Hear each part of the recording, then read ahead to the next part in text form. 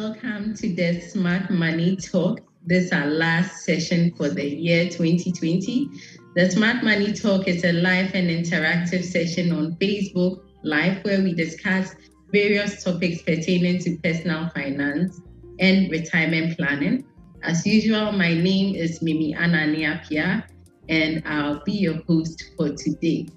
So we all know that 2020 has been quite an interesting year. And by the grace of God, we are about entering the last month of 2020. Christmas is almost here. For the average person or the average Ghanaian, we spend a lot during the festive season, but we don't want to do this at the expense of our goals or end up taking debt. So today we have with us Ernestina and Desmond to discuss budgeting tips for the festive season. Welcome, Ernestina. Welcome, Desmond, to the Smart Money Talk. Today, probably will be an exciting discussion. So let's start with the first question. Jokingly, January has been described to be the longest month in a year, even though it's just 31 days. And we all know that is because people are mostly broke in January. What causes this January drought that we've all come to know about? Desmond. So I think good afternoon to our viewers today. For me, it's two things that causes the January drought that we know. And first is, I think most companies pay very early the December salary. So probably 15th or 14th, they've paid you. So if you do the math, from 14th to probably your next payday, maybe 21st, it's 5.5 weeks. So wow. it feels like a very long time. So that is the first thing that comes to mind. And the second thing is we spend too much during the festive season. So that's the two reasons, yeah. Okay. Thank you, Desmond. Tina, what are your views? Yes. All right. Good afternoon to our viewers. I think just like Desmond said, we spend a lot. We spend a lot during the festive season. I think what usually happens is that people do not budget. They don't plan for the festive season, so they end up spending more than they should. So usually that is the major cause. So they don't have enough or sufficient to carry them through January. So that's the main thing that usually happens. And you also find that because of the high expenditure, when you enter the new year, most companies are not spending as much, and even individuals have spent so much in the previous month, they're not buying so much. So even businesses, certain businesses, those who own their own businesses tend to struggle a bit as well. Yeah, these are some of the things. And lastly, January begins the new year, and just as the new year starts, there are a number of cycles that we experience or we go through. A typical example is educational cycle. And then during that time, you have to pay school fees and probably rent and all of that. So if you have to pay all these things and you end up having very little to take you through the rest of the month. So that's what I think causes it. Mimi, can I chip in? Okay, Desmond. Yes, just to add up to what Tina said, right? So one thing that I've realized with most people is they hit the December expense to a 1 month income. So it means that if you're paid December, everything goes to the Christmas expenditure. But if you want to be probably a smart financial person, you should start putting something aside from January. So when it gets to December, you don't have to hit your 1 month income with that expense. So once you do that, the drought begins for you. So that's one thing people should consider in that regard as well. Okay. Thank you very much.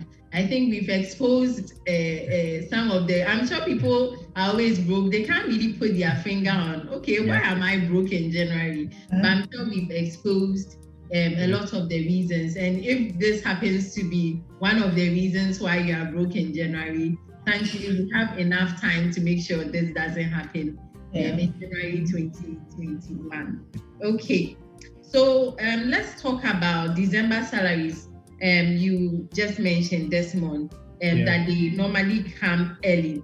What are the strategies you can employ to make sure that for the 5.5 weeks that you mentioned, that is assuming you are paid on the 21st, how are you going to be able to survive? Because even on the normal, in a normal month, it's a bit of a struggle for the average Ghanaian. So how are we going to make sure that we survive, this time around? Okay. Tina, please go ahead first. Okay. All right. All right. Thank you. First and foremost, what I think is that even now, as we speak, especially for those who are in the formal sector, most people have been paid by now. So technically, this salary is what's supposed to take us through the month of December. So ideally, what should happen is that you should cater for certain needs that you anticipate, okay, before you even consider spending for the season. So even if your December salary comes early, these are things that you need to budget for. So once you cater for these needs, then you can look at what is left. You know how much is coming in. I know people probably have their eyes on some 13th month or some other allowance might be coming. But of course, even if you are aware of this, what's important is that make sure your needs are catered for. Those things are priority. What are these needs? So for instance, you realize that you may be paying fees or something in January. So this is something you want to put aside. So you can probably put it in a separate account and then make sure that, okay, this thing is catered for. Then the rest, you can now begin to draw up your budget for Christmas, and then you know how you're going to spend your money. So that is one thing. And then you also want to look at the kind of activities that you intend to take part in, the kind of events you intend to attend. So those are the things that really will determine how much. So if you're able to do this very well, if you're able to plan very well, you'll be able to spend just what you need for that season. Yes. Yeah. Maybe just to add on to what Ernestina said. So for me, what I do is, so I have a unit trust for various reasons or for various purposes. So once my November or my December salary comes in, and I know that probably I have some expenditure to pay in January, that allocation immediately goes away. So I have saved before I'm coming to spend. Because if you spend before you save, trust me, you wouldn't see one CD left after you spent. So it's important that once the money comes in, move the January allocation straight into your investment account and wait for that. Forget about that if you don't have the money in the first place, and that will be something, a differentiator for you. Yeah. Yeah, so talking about the January allocation, apart from school fees and some of these major expenses, you know that maybe you spend 10 cedis a day on food, this on, transport. So you should have your budget for January, which is out. Exactly. Exactly. The rest is for enjoyment. Okay. And so I just wanted, since we are having a discussion, I just wanted to add some tips.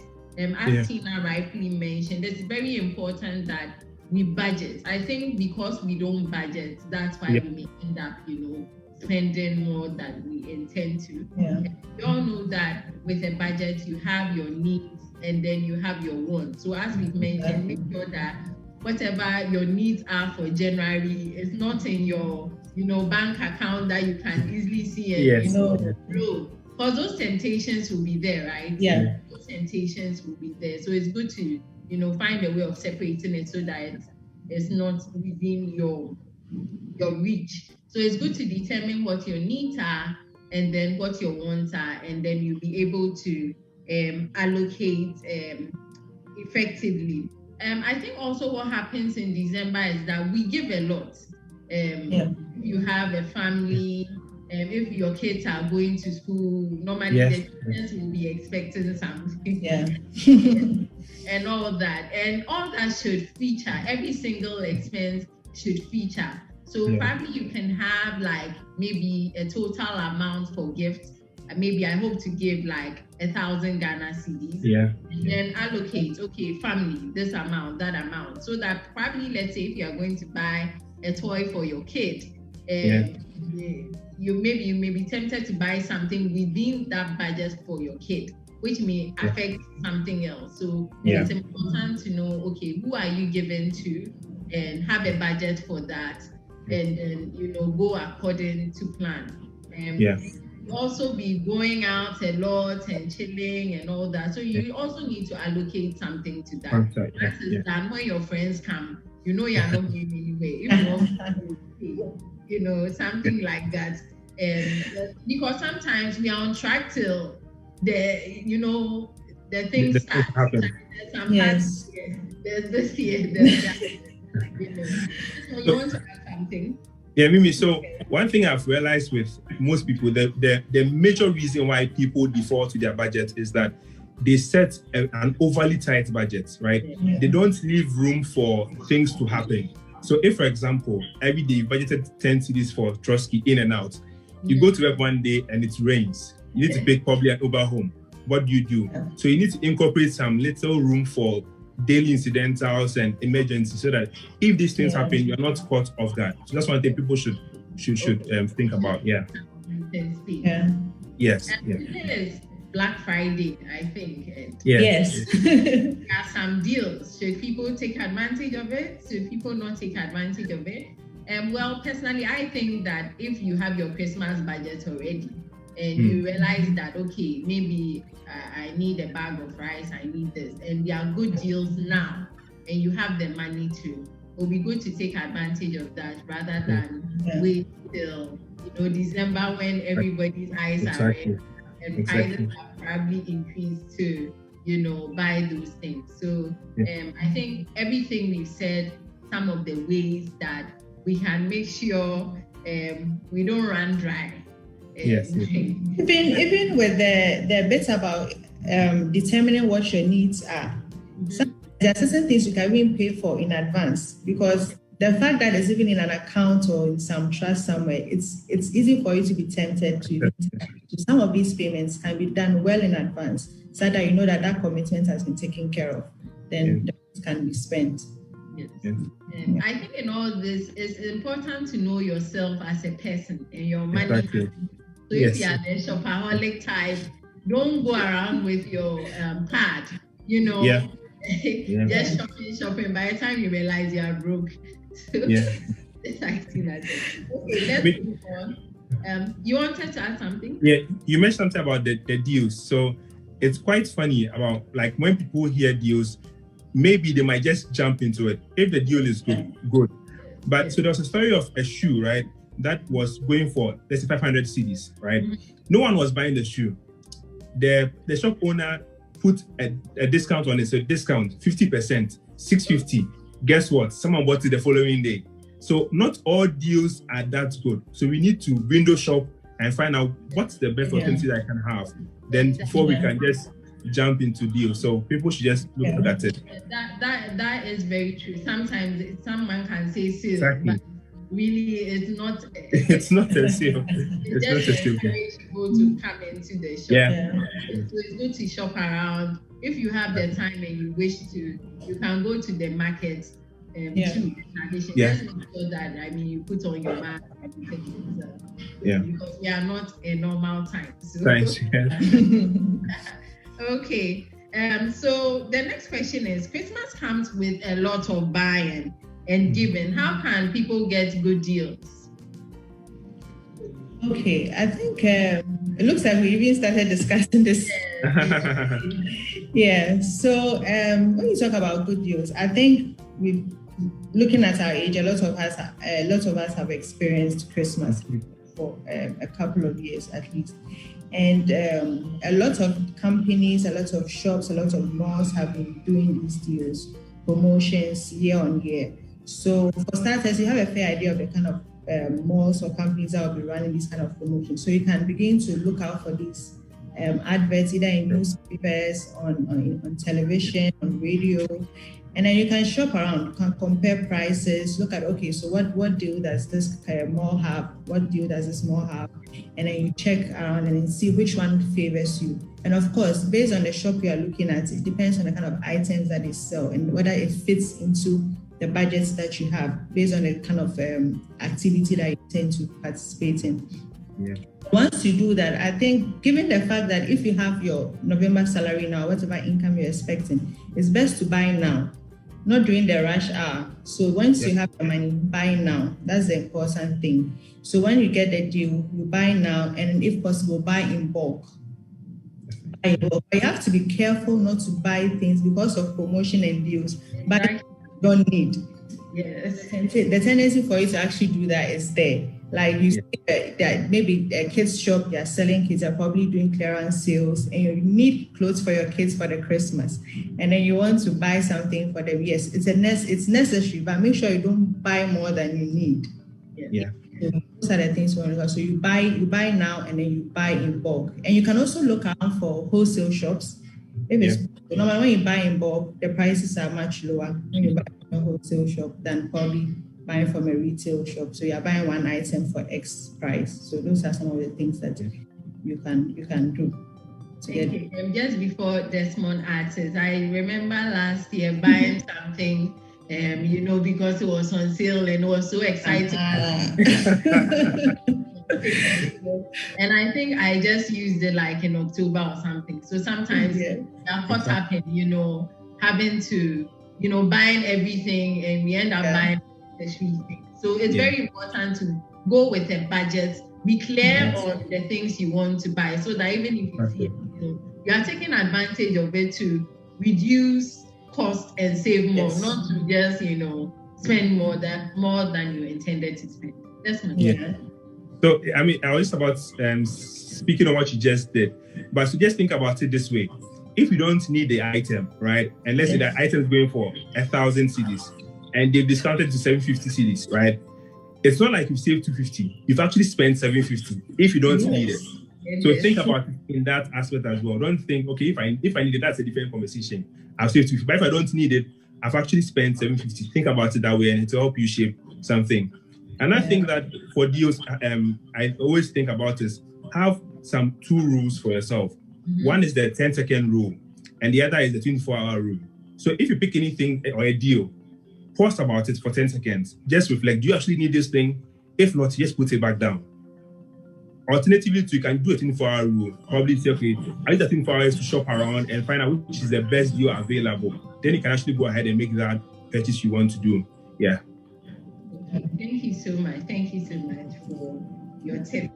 I'm sure people are really, taking these tips down, because I'm sure it will really make a difference. Yeah, I think there's just one point that came to mind. Okay. There's always this thing about buy two get one free kind of thing. It can be very, very tempting. So I mean, one of the things you could also consider to do is probably do group, like you can shop together as a group, like yourself and another person. Maybe get this item, and then it's cheaper when you buy a certain number. She just do a collaboration with somebody, and then just buy. Those are some of the ways that you can also make sure you need better price. Thank you, Tina. Especially now with online, shops, you realize that you may be spending a lot on delivery. Even though you have put a certain amount for the maybe rice and whatever, you may be spending a lot on delivery, especially if you are buying from different shops. So I think that thing where maybe you share with other people, maybe a group of friends, so as to reduce the delivery cost, is also a very good idea. Okay, thank you. So